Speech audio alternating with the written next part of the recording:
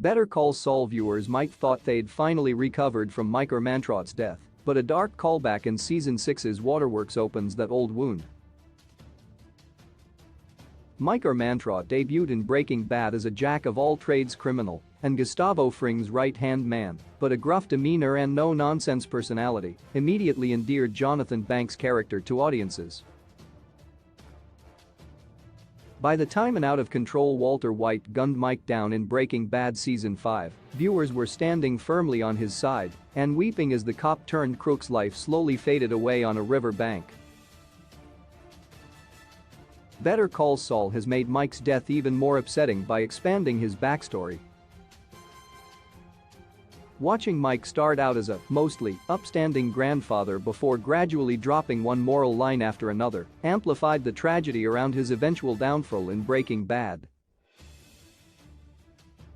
From earning money so that his young granddaughter could live in a better neighborhood to watching Nacho Varga die, Mike's prequel story is just one sympathetic twist after another, but Better Call Saul Season 6's Waterworks hides one final knife twist up its soggy sleeve.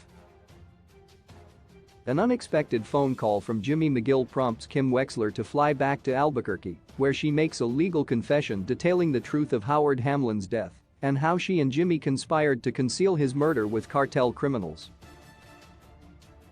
As Kim drives into the courthouse parking lot one final time, her gaze lingers upon the empty attendance booth.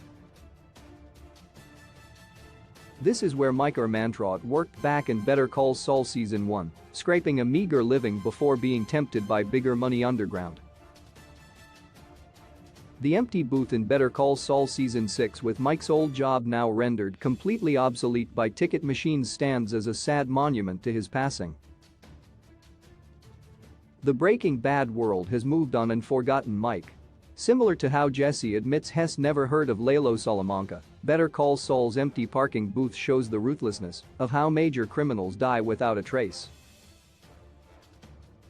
More importantly, this shot brings Mike's entire arc full circle. This parking booth is where Mike's tale chronologically began, and revisiting it in the post-Breaking Bad landscape shows how his journey was every bit as wild as Walt and Jimmy's. Why Kim stares at Mike's booth in Better Call Saul Season 6, Episode 12. Better Call Saul's parking booth callback may be a poignant stinger for Breaking Bad fans who still have Mike Mantrot's death seared into their brains, but why does Kim Wexler stare curiously at the booth as she drives past? Earlier in Better Call Saul Season 6, Kim encountered Mike for the first time, recognizing him as the old courthouse parking attendant. When she mentioned this, Mike sounded almost remorseful at the strange direction his life had taken. Mike and Kim would next see each other in the aftermath of Howard Hamlin's death, but instead of taking her money, he was taking the bloody corpse on Kim's apartment floor.